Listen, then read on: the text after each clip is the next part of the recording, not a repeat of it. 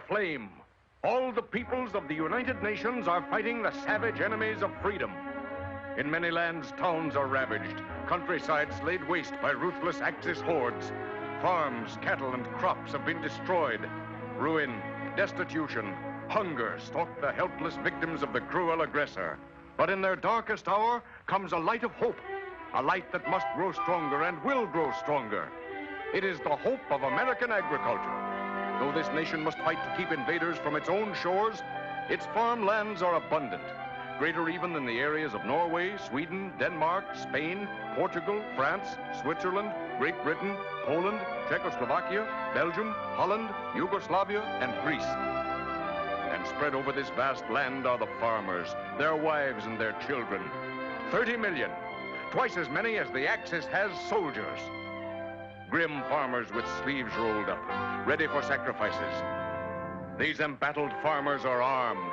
Their weapons are the panzer forces of food's battle line, farm machinery, battalions of combines, regiments of trucks, divisions of corn pickers, potato diggers, planting machines, columns of milking machines, and all these machines kept in repair by farmers and their sons under the stress of war.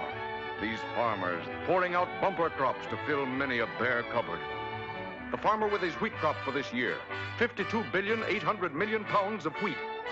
If all this wheat were made into flour, there'd be enough to snow under the entire German Panzer Army. Looks to me like another Russian winter. Or if all this flour had been baked into bread, there would be enough loaves to build an Egyptian pyramid, and another, and another, and another. Placed a mile apart, they'd stretch the length of the Suez Canal. Supposing this flour had been made into spaghetti. Look at the sweater you could knit. Just a snug fit for old Mother Earth. Corn, 2,850,000,000 bushels.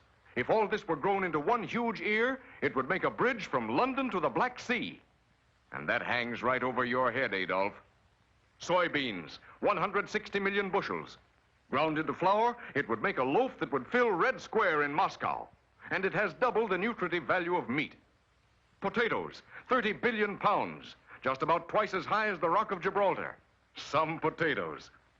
Here we have the Matterhorn in Switzerland, and this year's crop of tomatoes, 1,800,000,000 pounds.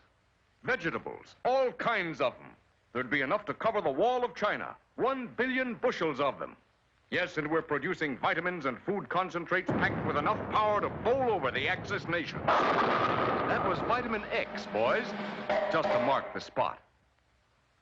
Fruit juices, billions of gallons.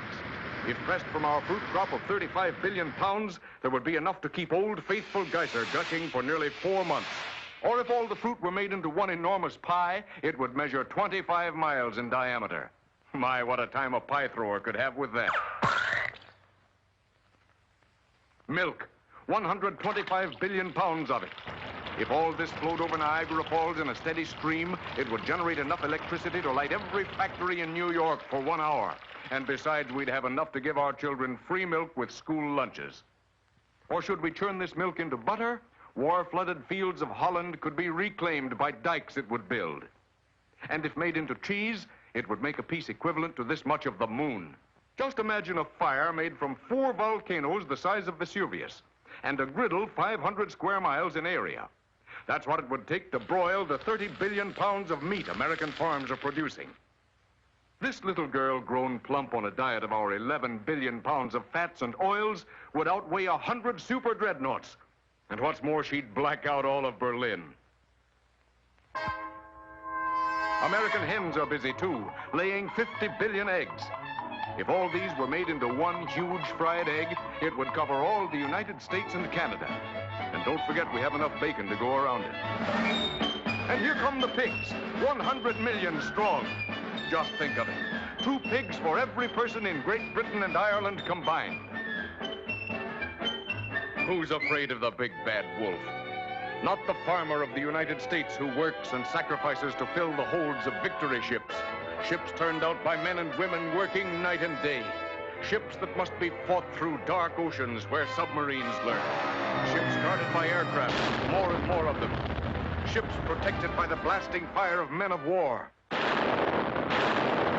Ships loaded with food for freedom, produced, fought through, and delivered to all who fight. for the freedom of speech, freedom of worship, freedom from want, freedom from fear. Under this insignia is shipped food that will win the war.